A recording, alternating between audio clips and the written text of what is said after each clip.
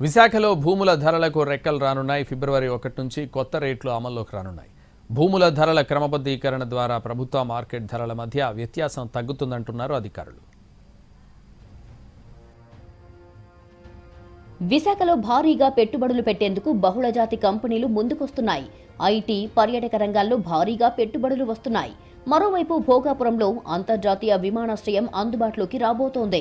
దీంతో real estate రంగం వేగం పుంజుకుంది. ఫలితంగా భూములకు డిమాండ్ పెరిగింది. దీంతో భూముల ధరల క్రమబద్ధీకరణకు ప్రభుత్వం చర్యలు చేపట్టింది. విశాఖలో గూగుల్ డేటా సెంటర్ ఏర్పాటు కానుంది. మధురవాడలో రిలయన్స్, సిఫీ డేటా సెంటర్లు, కాగ్నిజెంట్, టీసీఎస్ వంటి దిగ్గజ ఐటీ సంస్థల కార్యాలయాలు ఏర్పాటవుతున్నాయి. శాశ్వత క్యాంపస్ నిర్మాణానికి ఇన్ఫోసిస్ సిద్ధమవుతుంది. ఎన్ని సంస్థలు తమ కార్యకలాపాలు ప్రారంభించడానికి సంసిద్ధమవుతుండడం వల్ల స్థానికంగా భూముల ధరలకు డిమాండ్ పెరిగింది. కొత్త లేఅవుట్లలో ప్లాట్లకు గిరాకీ వచ్చింది.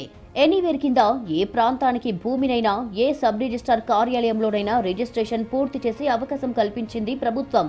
దీంతో రిజిస్ట్రేషన్ల ప్రక్రియలు ఊపందుకున్నాయి. విశాఖ నగరంలోని పెందుర్తి, భీమిలి ప్రాంతాల్లో ఇటు ప్రభుత్వ, అటు ప్రైవేటు భూములు ఎక్కువగా ఉన్నాయి. అలాగే అనకాపల్లి జిల్లాలోని అచ్యుతాపురం, అనకాపల్లి, అడ్డరోడ్డు, నక్కపల్లి ప్రాంతాల్లో భూముల గిరాకీ పెరుగుతుంది. దీంతో ధరలకు రెక్కలొస్తున్నాయి. భోగాపురం విమానాశ్రయం పరిసరాల్లో రియల్ ఎస్టేట్ వ్యాపారం జోరుగా సాగుతుంది. ఇక్కడ ఐటీ, ఏవియేషన్, ఎడ్యుకేషన్ సిటీలు ఏర్పాటు చేసేందుకు ఒప్పందాలు కుదిరాయి. దీంతో ఇక్కడ ప్లాట్లు హాట్ కేకుల్లా అమ్ముడవుతున్నాయి. కొన్ని కొత్త లేఅవుట్లు రానున్నాయి. విశాఖ జిల్లా పరిధిలో రిజిస్ట్రేషన్ల ద్వారా 1350 కోట్ల రూపాయలుగా టార్గెట్ పెట్టింది ప్రభుత్వం. ఇప్పటికే 75% పూర్తయింది. వచ్చే 2 నెలల్లో మిగతా 25% లక్ష్యాన్ని పూర్తి చేస్తామంటున్నారు అధికారులు. కూటమి ప్రభుత్వం ఏర్పాటయ్యాక భూముల ధరలని సమీక్షించడం ఇది రెండోసారి.